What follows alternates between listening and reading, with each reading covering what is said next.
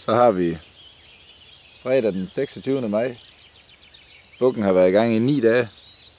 Vi sidder ved en af nummer 2 tårn fra asfalten af, ind mod en skøn lysning herinde. Og der har Robert, han har kæmpet en kamp for at få sin elfenbenfarvede buk. Og det ser ud til, det lykkes her til morgen. Han ligger lige her. Det var helt vildt. Fin returbuk, så det var, som du selv siger, det helt rigtige tidspunkt at skyde ham på. Det går vi meget op i herude. Ja.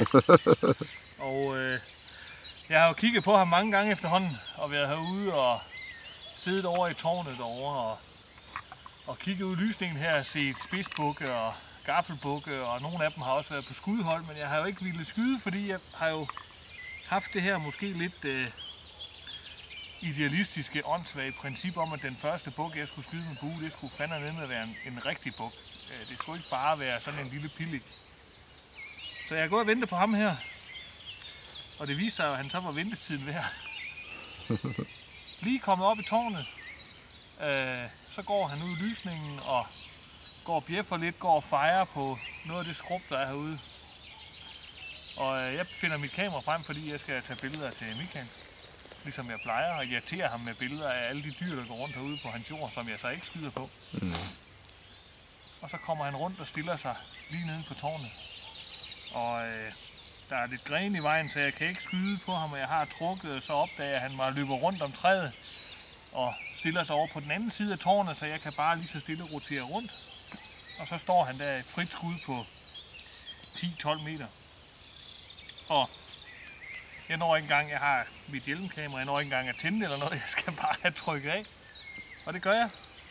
Og det har den der helt karakteristiske lyd, som om man slår på en boksmadras-agtig dunk. Og jeg tænker, yes, det lød rigtigt, og så stikker han af og løber rundt og ud i lysningen og forsvinder bag ved nogle træer. Jeg kan ikke se ham, og jeg tænker, for helvede nej. Start dagen med svejshund, og man skal på arbejde om lidt og sådan noget. Men så kan jeg se i kikkerten, at pilen den er fuldstændig rød, som den skal være, smurt ind heroppe på faner og alt det rigtige lyserøde blod. Så kan jeg godt se, at så har han i hvert fald truffet rigtigt. Og så vælger jeg at gå ned af tårnet og gå ned og kigge på pilen og kan se, at den er god nok, og så går jeg ud og begynder at søge lige så stille i lysningen, og så finder jeg Schweiz herude midt i, og så kan jeg følge sporet hen, så ligger han sådan cirka 30-40 meter fra tårnet eller sådan noget. Perfekt. Ja. Og en god pil også.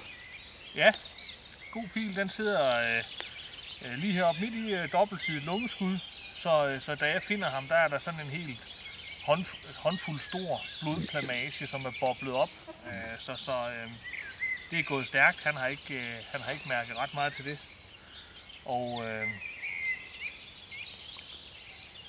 jeg kan ikke umiddelbart komme i tanke om en bedre måde at starte dagen på det her. Robert, 1000 gange tillykke med om endnu en buk fra Klitgård Gamefields. Nummer 3 skudt med bue i år, ja. Og det har bare været optimal buk alle sammen. Det er så fantastisk.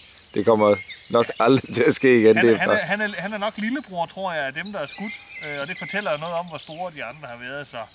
Han har fået lov til at få alderen herude, og det er det, jeg sætter meget stor pris på. Det er rigtig flot, det der. Tillykke med ham, Robert. Klitgård Gamefield, det er stedet.